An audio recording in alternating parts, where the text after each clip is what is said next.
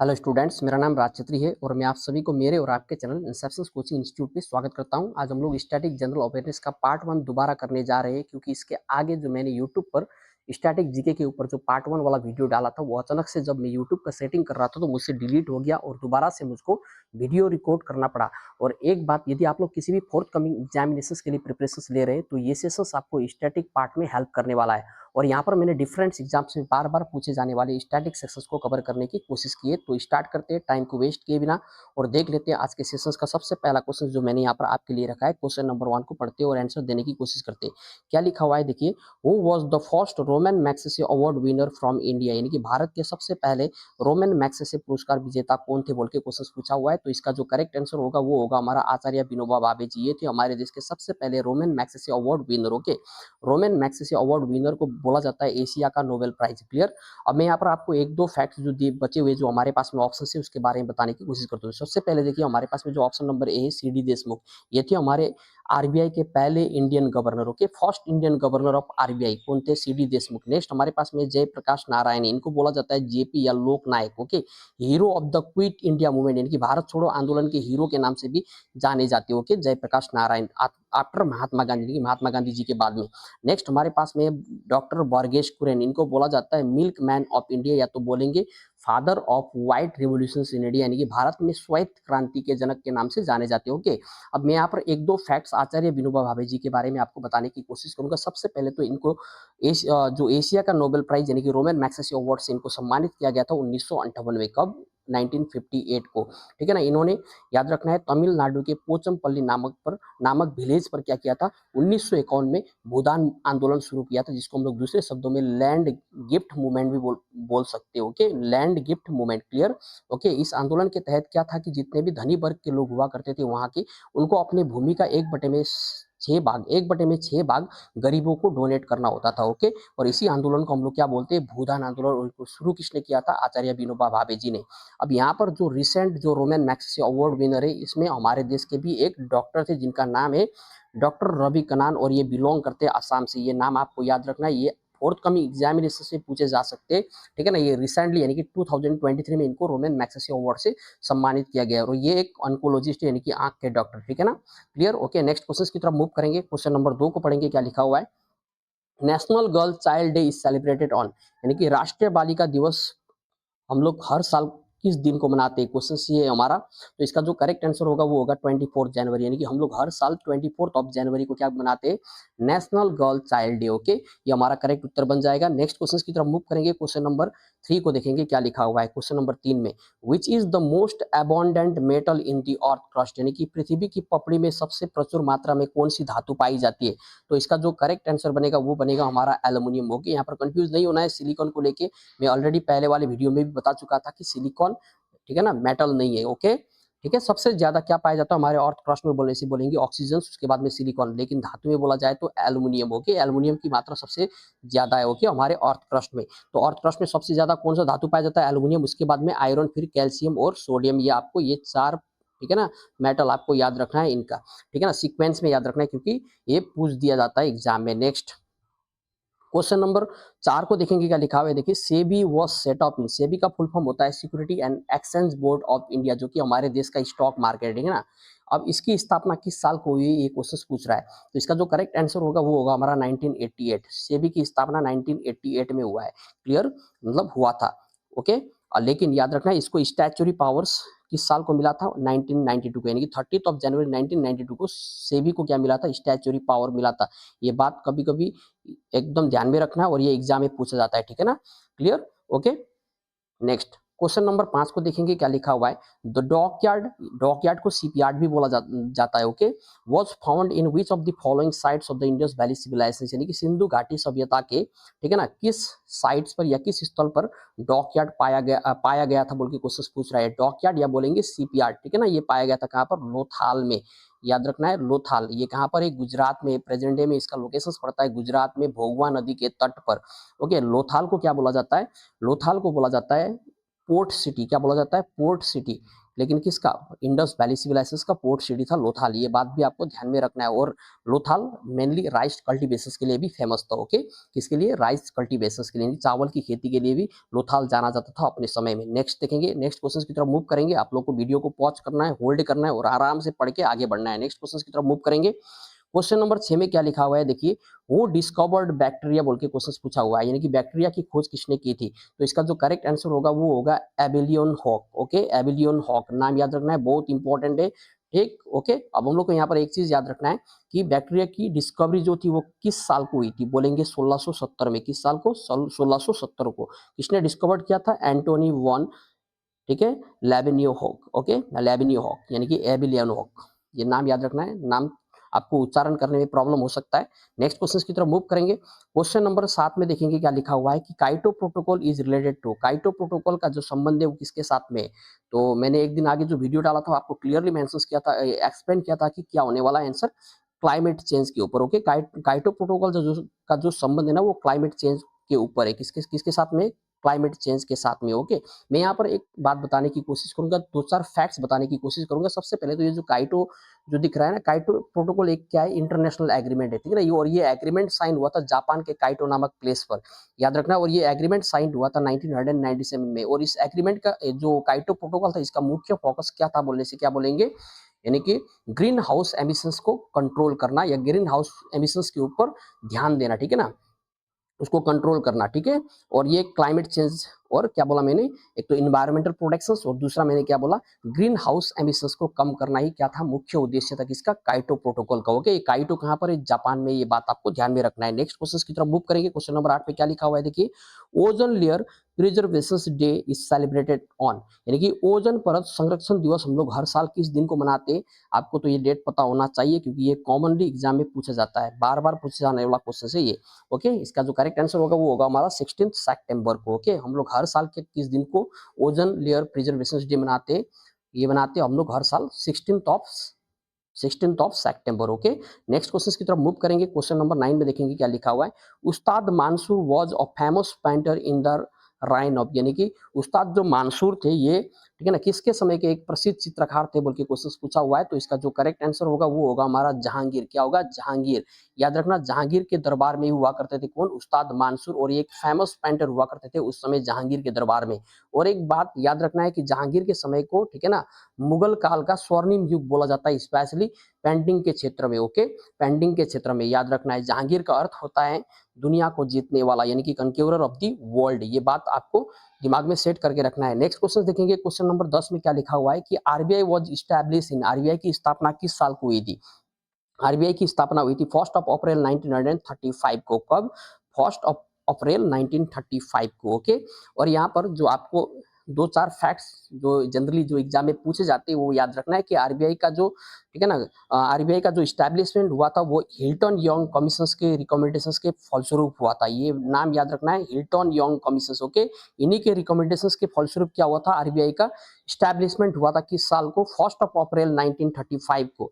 Okay, और जिस समय आरबीआई की स्थापना हुई थी तो आरबीआई का जो हेडक्वार्टर था वो कलकत्ता पर था, लेकिन प्रेजेंट डे जो आरबीआई का जो हेडक्वार्टर है वो कहाँ पर है, बॉम्बे में। ओके, और आपको जो यहाँ पर ध्यान में रखना है कि जिस समय आरबीआई की स्थापना हुई थी तो आरबीआई का जो पहला गवर्नर बना था उनका नाम है ओसबॉर्न स्मिथ। क्या था, ओसबॉर्न। ओके, ओसबॉर्न स्मिथ, ठीक है। और फर्स्ट इंडियन गवर्नर कौन थे, थोड़ी देर आगे मैंने बताया था, सीडी देशमुख जी। ओके, यहाँ पर आपको और एक क्वेश्चन पूछा जाता है कि आरबीआई का जो सिंबल है वो क्या है। ओके, इसका जो आंसर होगा वो क्या होगा, tiger on palm tree, tiger on palm tree. Next question देखते हैं, क्वेश्चन नंबर, और एक चीज आपको यहाँ पर और एक बात ध्यान में रखना है कि जैसे आरबीआई का नेशनल लाइसेंस हुआ था 1949 में, क्लियर, नेशनल राष्ट्रीयकरण, राष्ट्रीयकरण का मतलब होता है कि जो गवर्नमेंट के कंट्रोल में आता हो। ओके, यानी कि जो इंडियन गवर्नमेंट के कंट्रोल में आता हो, भारत सरकार के कंट्रोल में आता हो, यानी कि भारत सरकार द्वारा मान्यता आरबीआई को कब मिला बोलने से 1949 को। ओके, तो ये नेशनल लाइसेंस हुआ था 1949 को। नेक्स्ट देखेंगे क्वेश्चन नंबर 11 में क्या लिखा हुआ है, boat races of Kerala are special feature of which festivals बोल के बोल रहा है, यानी कि केरला की जो नौका दौड़ हो ये किस त्योहार की एक विशेष विशेषता है बोल के क्वेश्चन पूछा जा रहा है। यानी कि केरला का जो बोट रेस है वो जनरली किसको रिप्रेजेंट करता है बोलने से, ओनाम फेस्टिवल को। किसको, ओनाम फेस्टिवल्स को। अब देखिए यहाँ पर मैंने उगड़ी, पोंगल और बिहू, हमारे पास में जो भी फेस्टिवल ये किस किस किस स्टेट से बिलोंग करता है। चलिए एक बार हम लोग चेक कर लेते हैं। यहाँ से मैंने डिफरेंट स्टेट्स में जो भी इंपॉर्टेंट फेस्टिवल्स है जो एग्जाम में पूछे जाते हैं मैंने यहाँ पर इंक्लूड करने की कोशिश की है। सबसे पहले तो हमारे पास में यहाँ पर आंध्र प्रदेश का जो हम लोग को याद रखना है ब्रह्मोत्सव, ओके, ब्रह्मोत्सव। नेक्स्ट हम लोग को याद रखना है अरुणाचल प्रदेश का लोसर फेस्टिवल से, असम का बोहाग बिहू, ओके। नेक्स्ट हमारे पास बिहार का है छठ पूजा। खैर बिहार का उतना इंपॉर्टेंट नहीं क्योंकि सबको पता है छठ पूजा वाला। नेक्स्ट छत्तीसगढ़ का आपको ध्यान में रखना है बस्तर दशहरा, ओके, ये पूछा जाता है। नेक्स्ट गोवा का कार्निवल है, इंपॉर्टेंट है। कर्नाटका का उगड़ी, ओके। केरला का ओनाम है। योसांग है मणिपुर का, इंपॉर्टेंट, ओके। मेघालय का ये आपको नाम याद रखना है। नोंगक्रेम डांस फेस्टिवल मिजोरम का आपको याद रखना है, बहुत ही ज्यादा इंपॉर्टेंट है।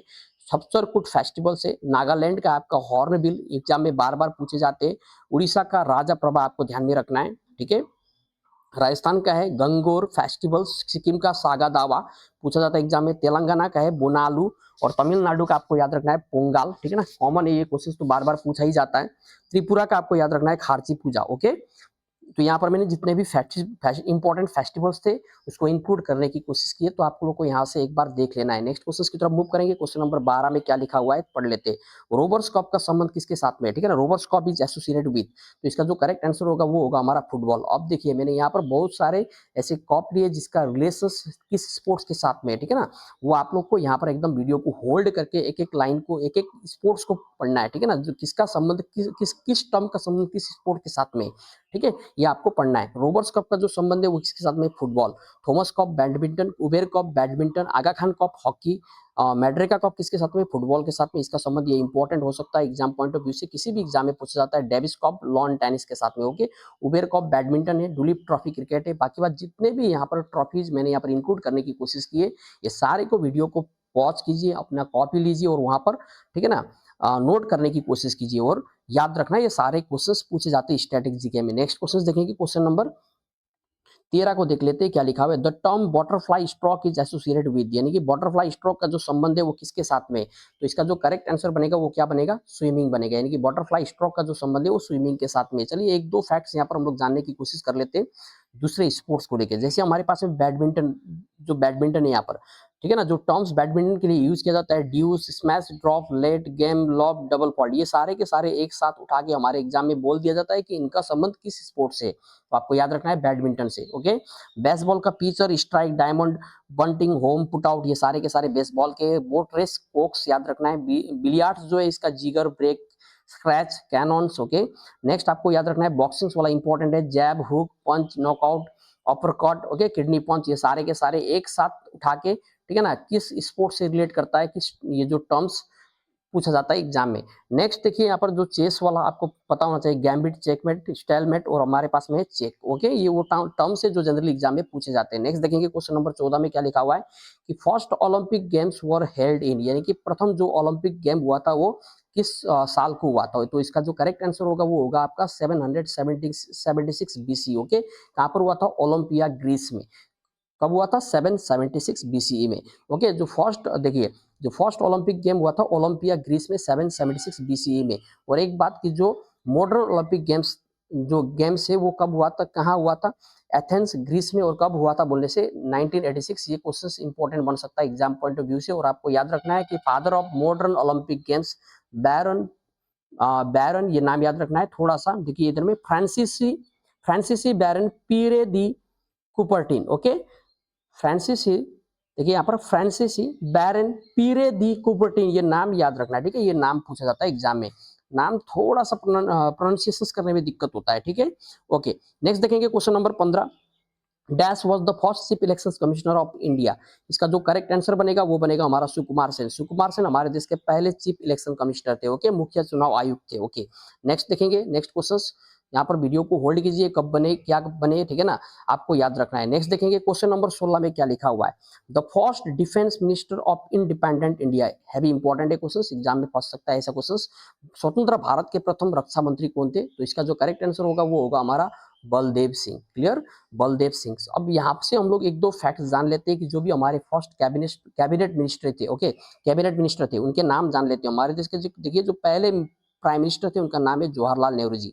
फर्स्ट फाइनेंस मिनिस्टर थे सनमुखम शेट्टी। नेक्स्ट है हमारे पास फर्स्ट लॉ मिनिस्टर थे Bhimrao Ambedkar ji, first labour minister थे Jagjivan Ram, first education minister थे अबुल कलाम और फर्स्ट हेल्थ मिनिस्टर थे अमृत कौर और होम मिनिस्टर सरदार वल्लभ भाई पटेल जी। ये नाम याद रखना है, बहुत इंपॉर्टेंट है, फर्स्ट होम मिनिस्टर और साथ के साथ में भारत का बिस्मार्क भी बोला जाता है इनको और iron man of India. Okay, next देखेंगे क्वेश्चन नंबर 17 में क्या लिखा हुआ है कि project elephant was launch in India in the year, यानी कि हमारे देश में प्रोजेक्ट एलिफेंट किस साल को लॉन्च हुआ था। तो इसका जो करेक्ट आंसर बनेगा वो 1992, यानी कि हमारे देश में जो प्रोजेक्ट एलिफेंट लॉन्च हुआ था वो 1992 में लॉन्च हुआ था।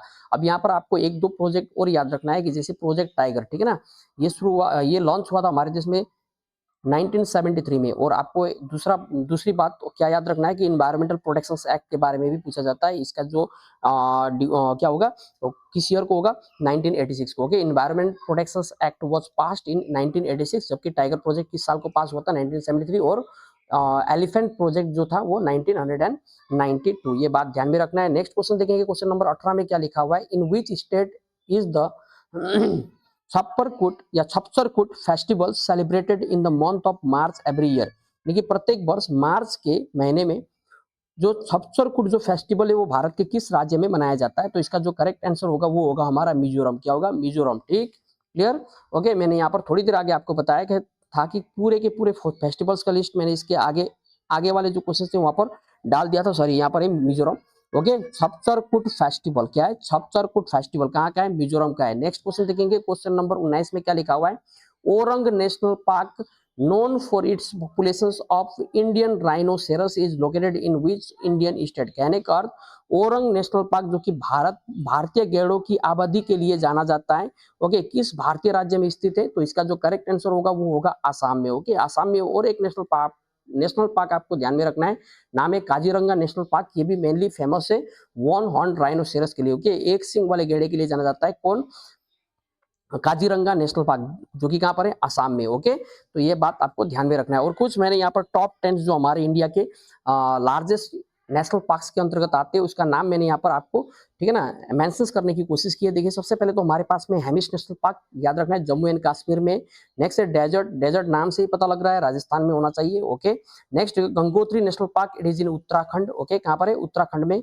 नामदफा नेशनल पार्क है अरुणाचल प्रदेश में और कंचनजंगा नेशनल पार्क सिक्किम में। नेक्स्ट देखना है गुरु घासीदास नेशनल पार्क, ये है छत्तीसगढ़ में। गिर फॉरेस्ट गुजरात में आपको देखने को मिलेगा, गिर फॉरेस्ट नेशनल पार्क। नेक्स्ट है सुंदरबन नेशनल पार्क, जो कि वर्ल्ड के, ठीक है ना, दुनिया का सबसे बड़ा डेल्टा, सुंदरबन डेल्टा के लिए भी जाना जाता है और मैनग्रोव फॉरेस्ट के लिए भी जाना जाता है। ये आपको कहां पर देखने को मिलेगा? वेस्ट बंगाल में। Okay, Jim Corbett national park, जो कि हाईले नेशनल पार्क के नाम से भी फेमस है। ओके, ये आपको दिखने को मिलेगा कहां पर? उत्तराखंड में। याद रखना है, जिम कॉर्बेट नेशनल पार्क ये हमारे देश का सबसे पहला नेशनल पार्क है। ओके, नेक्स्ट हमारे पास में इंद्रवती नेशनल पार्क, ये है छत्तीसगढ़ में। तो यहाँ पर मैंने कुछ इंपॉर्टेंट नेशनल पार्क जो हमारे एग्जाम में बार बार पूछे जाते हैं उसको मैंने यहाँ पर इंक्लूड करने की कोशिश की है। नेक्स्ट देखेंगे क्वेश्चन नंबर 20 में क्या लिखा हुआ है, the book the life divine was written by, यानी कि जो लाइफ डिवाइन बुक है किसके द्वारा लिखा गया है। तो इसका जो करेक्ट आंसर बनेगा वो sir Aurobindo Ghosh. Okay, sir Aurobindo Ghosh, आप लोगों ने सुना ही होगा, इनका जो संबंध था अलीपुर बॉम्ब केस के साथ में था। ओके, जिनको, ठीक है ना, अलीपुर बॉम्ब केस में अरविंदो घोष जी को डिफेंड किसने किया था? चितरंजन दास जी ने डिफेंड किया था। इनके द्वारा लिखा गया एक बुक, मैंने क्या बोला, द लाइफ डिवाइन। और दूसरा बुक जो आपको ध्यान में रखना है, the new lamp for old, the new lamp, ये बुक बहुत इंपॉर्टेंट है। The new lamp for old, ये बुक जनरली एग्जाम में पूछे जाते हैं, the new lamp for old. Okay, ये बुक किसके द्वारा लिखा गया? सर अरविंदो घोष। क्लियर। और इनको अलीपुर बॉम्ब केस में, ठीक है ना, अरविंदो घोष जी को किसने डिफेंड किया था? तो इसका जो करेक्ट उत्तर बन जाएगा वो चितरंजन दास जी बन जाएगा। Okay, clear.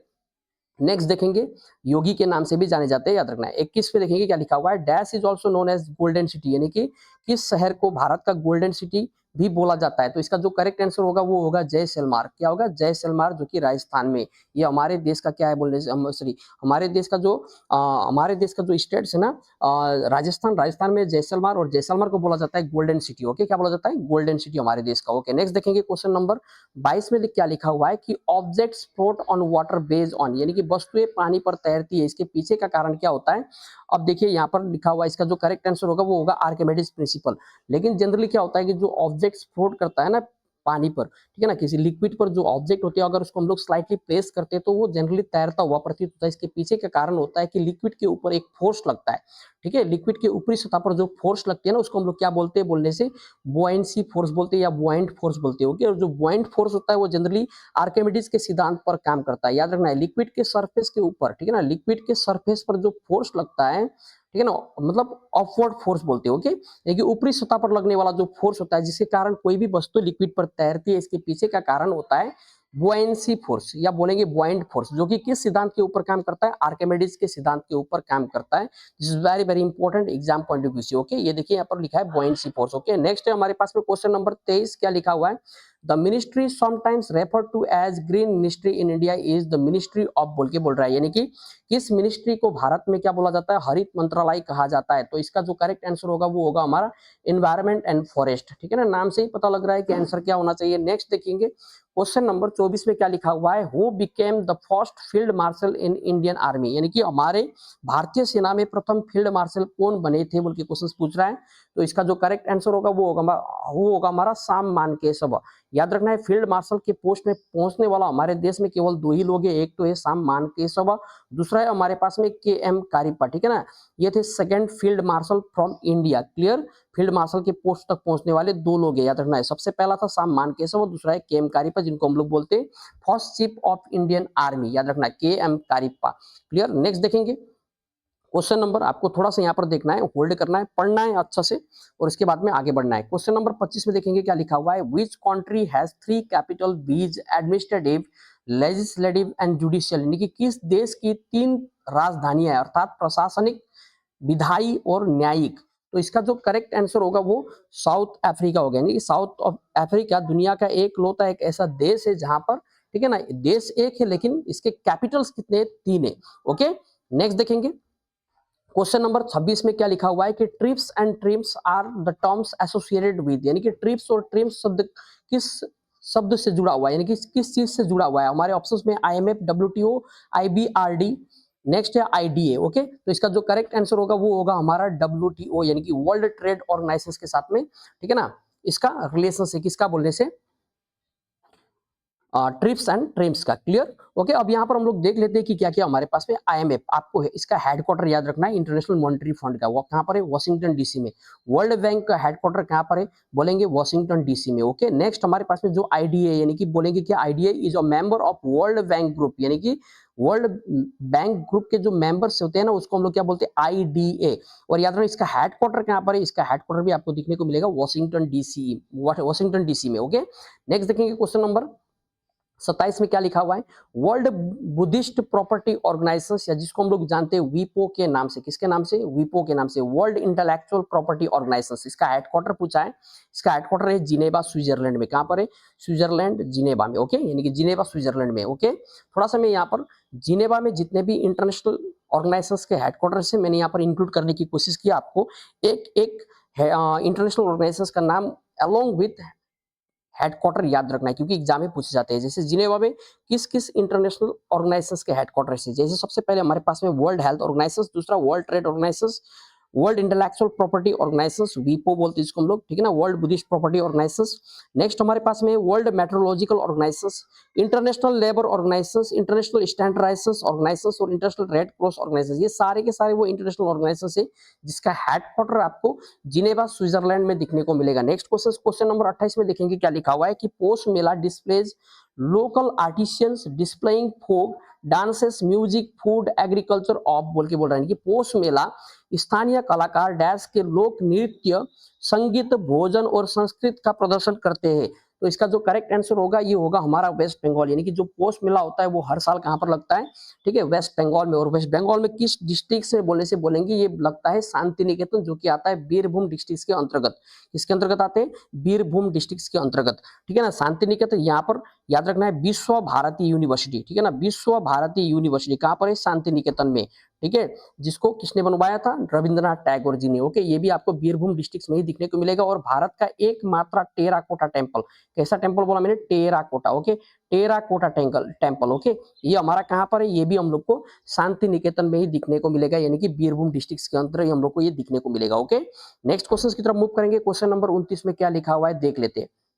Who wrote Mricchakatika clay art, यानी कि मृच्छकटिक मिट्टी की गाड़ी किसने लिखी है। इसका मतलब जो इसका जो करेक्ट आंसर होगा वो होगा हमारा क्या बोलने से शूद्र का, क्या होगा शूद्र का, ठीक है ना। शूद्र का ने लिखा है क्या मृच्छकटिका। अब यहाँ पर जो डांडिन दिख रहा है तो डांडिन का एक बुक याद रखना है जो जनरली एग्जाम में पूछे जाते हैं, 10 मुखा चरिता।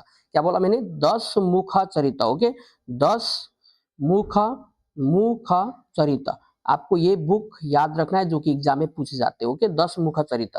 क्लियर। थोड़ा सा आगे बढ़ेंगे, यहाँ पर देखिए मृच्छकटिका शूद्रक द्वारा लिखा गया है और आपको ध्यान में रखना है कालिदास जी द्वारा लिखे गए बुक का नाम अभिज्ञान Shakuntalam मालविक Agnimitram, okay Raghuvamsham, okay. Next हमारे पास में मेघदूतम, नेक्स्ट विक्रम वर्ष्यम, ओके। थोड़ा सा नाम उत्पटांग सा लगता है पढ़ने में भी, थोड़ा प्रोनाउंसिएशन करने में दिक्कत हो सकता है, यहाँ पर देखिए थोड़ा ध्यान से पढ़िए, ओके। कुमार संभवम और हमारे पास में ऋतु संहार, ओके। ये वो सारे बुक्स है जो कालिदास जी द्वारा लिखे गए हैं जो एग्जाम में पूछे जाते हैं। नेक्स्ट देखेंगे क्वेश्चन नंबर 30 में क्या लिखा हुआ है कि who is the author of the famous literary work तहकीक ए हिंद, जिसको बोलते हैं हम लोग क्या बोलने से इंक्वायरी इनटू इंडिया, ओके, यानी कि भारत की जांच पड़ताल। प्रसिद्ध साहित्यिक कृत जिसको हम लोग बोलते हैं तहकीक ए हिंद के लेखक कौन है, तो इसका जो करेक्ट आंसर बनेगा वो बनेगा हमारा अलबरूनी। कौन बनेगा अलबरूनी। और ये भारत आए थे मोहम्मद अबगजनी के साथ में 11वीं सदी में। कब आए थे 11वीं सदी में मोहम्मद अबगजनी के साथ में। Clear, okay. बहुत इंपॉर्टेंट है, एग्जाम में पूछे जाएंगे। और यहाँ पर मैंने एक भावभूति जी का जो बुक है ना उत्तर रामचरिता, ये भी पूछे जाते हैं, याद रखना एग्जाम में, ओके, इसलिए मैंने यहाँ पर डाल दिया। नेक्स्ट देखेंगे क्वेश्चन नंबर 31 में लिखा हुआ है क्या कि where is national institute of nutrition located, यानी कि राष्ट्रीय पोषण संस्थान कहाँ स्थित है। तो राष्ट्रीय पोषण संस्थान आपको दिखने को मिलेगा कहाँ पर, हैदराबाद में। कहाँ पर दिखने को मिलेगा, हैदराबाद में दिखने को मिलेगा, ठीक है। वीडियो को होल्ड कीजिए और थोड़ा सा रीड करने की कोशिश कीजिए। नेक्स्ट देखेंगे क्वेश्चन नंबर 32 में क्या लिखा हुआ है कि विच ऑफ द फॉलोइंग इज और रेडियो एक्टिव एलिमेंट। देखिए हमारे पास में 4 ऑप्शन है, ठीक है ना। इसमें हम लोग को पिक करना है कि इनमें से कौन सा रेडियोधर्मी तत्व है। तो इसका जो करेक्ट आंसर होगा वो होगा हमारा यूरेनियम, ठीक है ना। और जो जनरली एग्जाम में पूछे जाते हैं रेडियो एक्टिव एलिमेंट्स मैंने यहाँ पर इंक्लूड कर दिए और क्वेश्चन इसी प्रकार से पूछे जाएंगे। सबसे पहला तो थोरियम आपको याद रखना है, रेडियम, यूरेनियम और प्लूटोनियम ये आपको ध्यान में रखना है, ओके। ये सारे के सारे क्या है बोलने से रेडियो एक्टिव एलिमेंट्स है, ओके। क्लियर, सॉरी पोलोनियम, हाँ प्लूटोनियम नहीं पोलोनियम, क्लियर, ओके। ये वो सारे क्या है रेडियो एक्टिव एलिमेंट्स है, क्लियर, जो एग्जाम में पूछे जाते हैं जिस प्रकार से अभी यहाँ पर क्वेश्चन से पूछा गया था, ठीक है। इनमें से कोई एक रहेगा और 3 अदर ऑप्शंस रहेगा जिसके माध्यम से क्वेश्चंस बनाए जाते हैं। नेक्स्ट देखेंगे क्वेश्चन नंबर 33 में क्या लिखा हुआ है, among which of the following medium light travels fastest, यानी कि निम्नलिखित में से किस माध्यम में प्रकाश सबसे तेज चलता है। तो प्रकाश यानी कि लाइट का जो स्पीड होता है वो सबसे ज्यादा कहाँ पर होता है, वैक्यूम में। और वैक्यूम का मतलब होता है जहां पर हवा तक का प्रकोप ना हो, जहां पर क्या सॉरी जहां पर क्या ना हो साउंड। देखिए जहां पर जो वैक्यूम होता है ना, वैक्यूम में लाइट का स्पीड सबसे ज्यादा होता है और वैक्यूम में जनरली क्या होता है एयर का प्रेजेंस नहीं होता है, ठीक है ना। और जहां पर एयर का प्रेजेंस ना होता वहां पर क्या होता है कि जो लाइट होती है वो सबसे ज्यादा तेज भागती है, ठीक है ना, ठीक है ना। लाइट को ट्रेवल करने के लिए किसी भी मीडियम की आवश्यकता नहीं होती है, लाइट किसी भी मीडियम में इजीली ट्रेवल कर सकती है। और वैक्यूम में लाइट का सबसे वैक्यूम में लाइट सबसे तेज भागती है और वैक्यूम में जो लाइट का स्पीड होता है वो 3 into 10 to the sorry 3 into 10 to the power 8 metre पर सेकेंड होता है, ठीक है। 3 into 10 to the power 8 metre second ये वैक्यूम में लाइट का स्पीड होता है, क्लियर, ओके। वैक्यूम में लाइट सबसे तेज भागती है, याद रखना। और साउंड वैक्यूम में ट्रेवल नहीं कर सकती, ये दोनों में डिफरेंस है, याद रखना है, ओके। नेक्स्ट देखेंगे क्वेश्चन नंबर 34 में क्या लिखा हुआ है, विच एंडोक्राइन ग्लैंड सीक्रेट्स मेलाटोनिन बोल के बोल रहा है। कौन सी अंतरस्रावी ग्रंथि मेलाटोनिन स्रावित करती है। मेलाटोनिन देखिए एक स्लीपिंग हार्मोन होता है, जनरली कौन सीक्रेट करता है, यानी कि ठीक है ना, हमें कितना नींद आता है, नींद ज्यादा आ रहा है या कम आ रहा है, ये सब कुछ डिपेंड करता है किसके ऊपर, हमारे पीनियल ग्लैंड के ऊपर। किसके ऊपर, पीनियल ग्लैंड के ऊपर। और जो पीनियल ग्लैंड है इसको हम लोग दूसरे शब्दों में थर्ड आई भी बोलते हैं। क्या बोलते हैं, थर्ड आई। इसका दूसरा नाम है, याद रखना, थर्ड आई भी बोला जाता है इसको, ठीक है ना।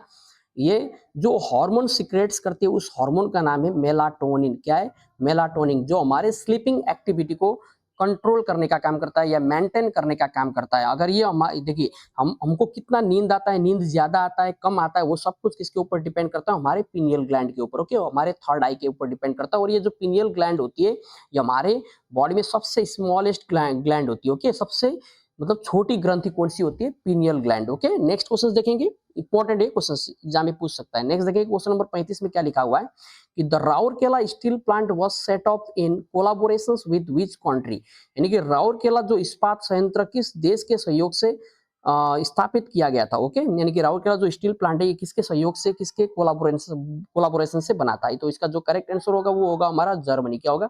जर्मनी। अब मैं यहाँ से एक दो फैक्ट्स आपको समझाने की कोशिश करूंगा। सबसे पहले तो राउरकेला स्टील प्लांट ये है कहाँ पर? उड़ीसा में। ठीक है, स्टैब्लिशमेंट कब हुआ था? 1959 में। और ये किसके सहयोग से बना था? जर्मनी। ओके, जर्मनी ने मदद किया था राउरकेला स्टील प्लांट बनाने में।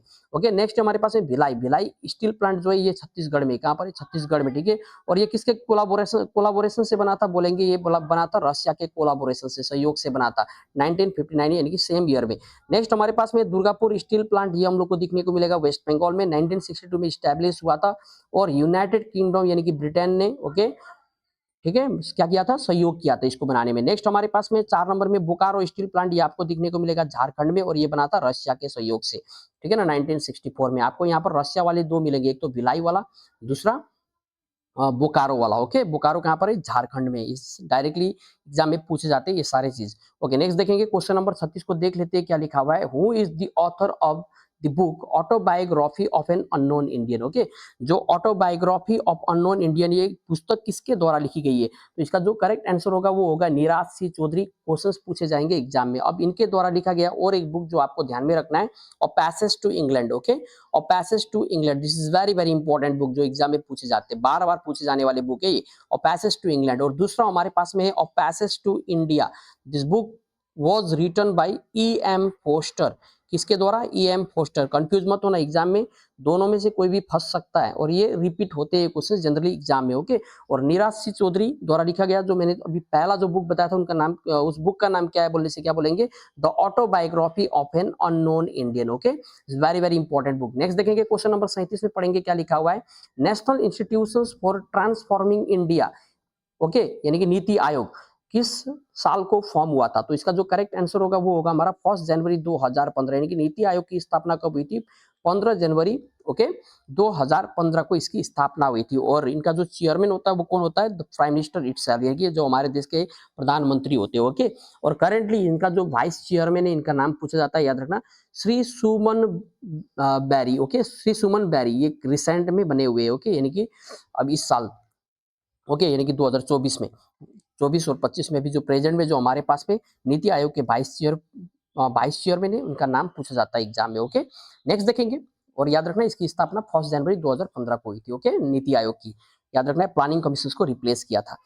ठीक है, नेक्स्ट हमारे पास में क्वेश्चन नंबर 38 को देख लेते हैं क्या लिखा है। Who of the following is called the Waterman of India? यानी कि निम्नलिखित में से किस भारत के किस आदमी को, यानी कि जल पुरुष कहा जाता है, बोल रहा है, भारत का जल पुरुष कहा जाता है किसको?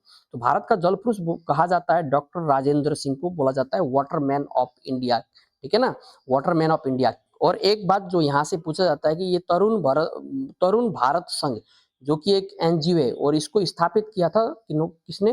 राजेंद्र सिंह ने। ओके, राजेंद्र सिंह ने। ओके, ये पूछा जाएगा एग्जाम में 1975 में। याद रखो, राजेंद्र सिंह को क्या बोला जाता है?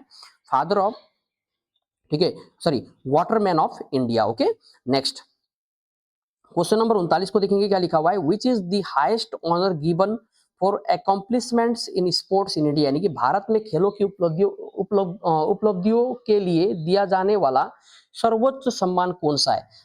ठीक है ना, यानी कि हाईएस्ट जो क्या बोलते हैं स्पोर्ट में दिया जाने वाला सबसे जो हाईएस्ट अवार्ड होता है वो कौन सा है? ठीक है, तो इसका जो करेक्ट आंसर बनेगा वो मेजर ध्यानचंद खेल रत्न अवार्ड। ओके, ये स्पोर्ट्स में दिया जाने वाला सबसे बड़ा अवार्ड है। ओके, और याद रखना अर्जुन अवार्ड भी, ये भी स्पोर्ट में ही दिया जाता है, लेकिन सबसे जो हाईएस्ट अवार्ड है वो ध्यानचंद जी के नाम पर, याद रखना, जो खेल रत्न अवार्ड दिया जाता है। Okay, clear? मेजर ध्यानचंद खेल रत्न अवार्ड, ये हमारे देश में स्पेशली स्पोर्ट्स के क्षेत्र में दिए जाने वाला सबसे बड़ा अवार्ड है। ओके, नेक्स्ट देखेंगे क्वेश्चन नंबर 40 में पढ़ लेते क्या लिखा हुआ है। Who is called the father of Indian nuclear programme? यानी कि भारतीय परमाणु कार्यक्रम का जो जनक है वो किसे कहा जाता है? ये बोला जाता है कि इनको डॉक्टर होमी जहांगीर बाबा, जो कि फाउंडर थे भाभा एटॉमिक रिसोर्स सेंटर के। ओके, और इसका लोकेशन आपको दिखने को मिलेगा मुंबई में। कहां पर? मुंबई में। क्लियर? ओके, एग्जाम में पूछे जाएंगे, याद रखना, इनको बोला जाता है क्या बोलने से? Father of, okay, India nuclear programme. Next question देखेंगे क्वेश्चन नंबर 41 में क्या लिखा हुआ है। Where is the headquarters of tea board of India, यानी कि हम लोग को बताना है कि जो टी बोर्ड है इसका हेडक्वार्टर कहाँ पर है, इसका मुख्यालय कहाँ पर है। तो इसका जो करेक्ट आंसर होगा वो होगा हमारा Calcutta. Okay, T board of India का हेडक्वार्टर है कलकत्ता में, लेकिन टी रिसोर्स इंस्टीट्यूट, ओके, चाय अनुसंधान केंद्र का हेडक्वार्टर पूछा जाए या इसका लोकेशन पूछा जाए तो हम लोग क्या बोलेंगे, आसाम में। कहाँ पर है, देखिए नाम याद रखना है, the Tocklai resource institute, tea resource institute of India. कहाँ पर इसका लोकेशन, जोरहाट, आसाम। ओके, बहुत इंपॉर्टेंट है, क्वेश्चन एग्जाम में बार बार पूछा जाता है ये वाला क्वेश्चन। नेक्स्ट देखेंगे क्वेश्चन नंबर 42 में क्या लिखा हुआ है, the new station constructed and established by India in March 2012 for scientific resource in Antarctica is called, यानी कि अंटार्कटिका में वैज्ञानिक अनुसंधान के लिए मार्च 2012 में भारत द्वारा निर्मित और स्थापित किए गए एक नए स्टेशन का नाम बताने, नए रिसर्च सेंटर का नाम बताना है। ओके, अनुसंधान केंद्र का नाम बताना है, जो कि कहाँ पर है, अंटार्कटिका में। ओके, जो रिसेंटली 2012 में स्टैब्लिश किया गया था। तो इसका नाम है भारती, क्या है, भारती। ओके, हम अंटार्कटिका में, याद रखना, हमारे देश का 3 रिसोर्स सेंटर है। कितने रिसोर्स सेंटर है, 3 रिसोर्स, 3। ओके, 3 रिसोर्स सेंटर है। सबसे पहला जो रिसोर्स सेंटर है हमारे, ठीक है ना, अंटार्कटिका में, वो है दक्षिण गंगोत्री। क्या है, दक्षिण गंगोत्री। इसका स्टैब्लिशमेंट किस साल को हुआ था, 1983 को। नेक्स्ट जो सेकंड वाला है मैत्री, ओके, इसका स्टैब्लिशमेंट किस साल को हुआ था, 1989 को। और जो थर्ड जो रिसेंट वाला है ये 2012 में, ओके, ठीक है, मार्च 2012 में इसको स्टैब्लिश किया गया था, भारतीय। और यही इस क्वेश्चन का उत्तर होगा। नेक्स्ट देखेंगे क्वेश्चन नंबर 43 में क्या पूछा हुआ है कि Pandit Birju Maharaj is associated with which dance form, यानी कि पंडित बिरजू महाराज किस नृत्य शैली से संबंधित है। तो इसका जो करेक्ट आंसर होगा वो होगा कथक, ठीक है ना। पंडित बिरजू महाराज का संबंध किस से, कथक से। ओके, कथक। और याद रखना कथक है फोक डांस कहाँ का, उत्तर प्रदेश का। ओके, और कथकली है केरला का। क्लियर, कथकली कहाँ का है, केरला का। ओके, नेक्स्ट देखेंगे क्वेश्चन नंबर 44 को देख लेते हैं क्या लिखा है, international women's day is celebrated each year on, यानी कि हर साल अंतरराष्ट्रीय महिला दिवस किस दिन को मनाया जाता है, ठीक है ना, किस तारीख को मनाया जाता है। तो इसका जो करेक्ट आंसर होगा वो होगा हमारा 8 मार्च, यानी कि 8 मार्च को हर साल हम लोग क्या मनाते हैं, अंतरराष्ट्रीय महिला दिवस। ओके, यानी कि इंटरनेशनल वुमेन्स डे। क्लियर, ये कॉमन क्वेश्चन है जो एग्जाम में देखने को मिल सकता है। नेक्स्ट देखेंगे क्वेश्चन नंबर 45 में क्या लिखा हुआ है कि द बॉर्डमैन ऑफ इंडिया इज, यानी कि भारत का जो बॉर्डमैन है वो किसको बोला जाता है। तो इसका जो करेक्ट आंसर होगा वो होगा सलीम अली। क्या होगा, सलीम अली को क्या बोला जाता है, भारत का बॉर्डमैन। ये थे एक ऑर्निथोलॉजिस्ट, यानी कि ऑर्निथोलॉजिस्ट का मतलब होता है वो कि जो जनरली चिड़ियों का अध्ययन करता हो, ठीक है ना, यानी कि one who studies about bird. Okay, bird के बारे में स्टडी करने वाले को क्या बोलते हैं, ऑर्निथोलॉजिस्ट। तो ये कौन थे, birdman of India. Okay, Salim Ali. Clear. और एक चीज यहाँ पर देखिए, नेशनल पार्क को लेके भी कुछ क्वेश्चंस बनाया जाता है सलीम अली के नाम पर। देखिए सलीम अली नेशनल पार्क, अगर इसका लोकेशन पूछा जाए तो ये है श्रीनगर, जम्मू एंड कश्मीर में आपको सलीम अली नेशनल पार्क देखने को मिलेगा। और यहाँ पर सलीम अली बर्ड सेंचुरी पूछा जाए तो आपका जो करेक्ट आंसर होगा वो होगा गोवा, इंडिया। ओके, इंडिया में। ओके, इंडिया में कहाँ पर, गोवा में। Okay, Salim Ali national park याद रखना है आपको। ये सारे के सारे जो भी मैंने यहाँ पर बोला, ये सारे के सारे इंडिया के ही फैक्ट्स है, ठीक है। नेक्स्ट देखेंगे क्वेश्चन नंबर 46 में क्या लिखा हुआ है, in which year SIDBI was establish, यानी कि सिडबी की स्थापना किस साल को हुई थी। ओके, सिडबी का मतलब होता है small industrial development bank of India, ठीक है। क्लियर। ओके, इसकी स्थापना डेट पूछा है तो इसका जो करेक्ट आंसर होगा वो होगा 2 अप्रैल 1990। ओके, 2 अप्रैल 1990 ईयर याद रखना है अलोंग विद डेट, क्योंकि एग्जाम में पूछे जा सकते हैं। और सिडबी का जो हेडक्वार्टर है वो लखनऊ उत्तर प्रदेश में। कहाँ पर है, लखनऊ उत्तर प्रदेश में। इसकी स्थापना 2 अप्रैल 1990 को हुई थी। हेडक्वार्टर कहाँ पर है, Lucknow Uttar Pradesh. Okay, SIDBI full form याद रखना है small industrial development bank of India. Next देखेंगे क्वेश्चन नंबर 47 में क्या लिखा हुआ है, भाभा एटॉमिक रिसोर्स सेंटर का लोकेशन पूछा हुआ है। तो इसका लोकेशन आपको दिखने को मिलेगा मुंबई में। कहाँ पर, मुंबई में, ठीक है। इनके जो भाभा एटॉमिक रिसर्च सेंटर के जो फाउंडर थे उनका नाम क्या बोला मैंने, doctor Homi Jahangir Bhabha. Clear, father of the Indian nuclear programme याद रखना है। नेक्स्ट ये है हमारा Bhabha atomic research centre. Clear. Next देखेंगे क्वेश्चन नंबर 48 में क्या लिखा हुआ है 48 में, which is the largest man made lake in India, यानी कि भारत की सबसे बड़ी मानव निर्मित झील कौन सी है, ठीक है। तो इसका जो करेक्ट आंसर होगा ये होगा हमारा, सॉरी, ये होगा हमारा क्या बोलने से, गोविंद वल्लभ पंत सागर। क्या होगा, गोविंद वल्लभ पंत सागर, जिसको हम लोग बोलते हैं, ठीक है, रिहान डैम के नाम से भी ये जाना जाता है। गोविंद वल्लभ पंत सागर याद रखना, ये सबसे बड़ा आर्टिफिशियल लेक है हमारे देश का। ओके, सांबार लेक याद रखना ये सॉल्ट लेक है, ठीक है। समझ में आया। सॉल्ट लेक कौन सा है, सांबार लेक कहाँ पर है, राजस्थान में। ओके, दाल लेक श्रीनगर में आपको दिखने को मिलेगा और चिल्का लेक आपको उड़ीसा में दिखने को मिलेगा। और चिल्का लेक जो है ना, ये ब्रैकिश वाटर लेक है, यानी खारे पानी का झील है। ओके, लैगून लेक भी बोलते हैं जिसको हम लोग। ओके, तो ये रहा हमारा क्या बोलने से रिहान डैम बोलेंगे, या तो बोलेंगे इसको क्या, गोविंद बल्लभ पंत सागर। क्या, गोविंद बल्लभ पंत सागर। और ये आपको कहां पर देखने को मिलेगा, उत्तर प्रदेश में। क्लियर। नेक्स्ट क्वेश्चन नंबर 49 में देखेंगे क्या लिखा हुआ है। Subhash Chandra Bose establish the provisional government of free India act. तो सुभाष चंद्र बोस जी ने जो प्रोविजनल गवर्नमेंट, जिसको हम लोग बोलते हैं generally Azad Hind government, okay, इसको कहां पर स्थापित किया था। तो इसका जो करेक्ट आंसर होगा वो होगा सिंगापुर। कहां, सिंगापुर। ओके, कब, 21 अक्टूबर 1943 को। ओके, 21 अक्टूबर 1943 को सुभाष चंद्र बोस जी ने, ठीक है ना, आजाद हिंद गवर्नमेंट का निर्माण किया था, या बोलेंगे जिसको इंडियन नेशनल आर्मी भी हम लोग इंडियन नेशनल आर्मी के नाम से भी जाने जाते हैं। ओके, नेक्स्ट देखेंगे, याद रखना है सिंगापुर में। ओके, नेक्स्ट क्वेश्चन नंबर 50, और ये आज के सेशन का अंतिम क्वेश्चन क्या है कि देखिए, which one of the following sea is without a coast line. वो कौन सा निम्नलिखित में से वो कौन सा समुद्र है जिसका कोई तटीय क्षेत्र नहीं है, यानी कि तट रेखा नहीं है। ओके, यानी इसका जो करेक्ट आंसर बनेगा वो आपका बनेगा सारागासो सी। मैंने कुछ दिन आगे, ठीक है ना, जो वीडियो अपलोड किया था शायद 27 या 28 वाला सेट्स, उसमें भी मैंने इसके बारे में बताया था। इसका करेक्ट लोकेशन कहाँ पर है, ये बढ़ता है आपका अटलांटिक ओशन में, नॉर्थ अटलांटिक ओशन में इसका लोकेशन आपको दिखने को मिलेगा, सारागासो सी। और सारागासो सी याद रखना दुनिया का एकमात्र ऐसा सी है जिसका कोई क्या नहीं है, तटीय क्षेत्र नहीं है। ओके, यानी कि लैंड बॉर्डर नहीं है। ठीक है, ये एकदम आपको कहां पर देखने को मिलेगा, अटलांटिक ओशन में सारागासो सी। क्लियर। ओके, एग्जाम में पूछे जाएंगे, बहुत इंपॉर्टेंट। और अटलांटिक ओशन को जनरली क्या बोला जाता है, सबसे बिजिएस्ट ओशन। ओके, समझ में आया। तो यहीं तक ही आज का सेशन यहीं पर एंड करते हैं। और यहाँ पर मैंने दोबारा वीडियो इसलिए बनाया क्योंकि जो मेरा वीडियो अपलोडेड था वो जनरल मिस्टेकली मैंने डिलीट कर दिया था। और यदि आप लोग को वीडियो पसंद आ रहा है तो आप लोग को लाइक करना है, ये मेरा वीडियो लाइक करना है, और आपको साथ में क्या करना है, चैनल को सब्सक्राइब भी कर देना। और एक बात जो कि आप लोग को ध्यान में रखना है कि एकदम कॉपी पेन लेके आप जो भी यहाँ पर इंपॉर्टेंट फैक्ट्स मैंने बताया उसको नोट डाउन करने की कोशिश करना है। ठीक है, और मिलते हैं नेक्स्ट वीडियोस में। ये मेरा पार्ट 1 था, और इसी प्रकार से part 1, part 2, part 3, part 4, part 5 तक स्टैटिक जीके कराने की कोशिश करूंगा। ठीक है, तो यहीं तक रखते हैं। Thank you, bye bye.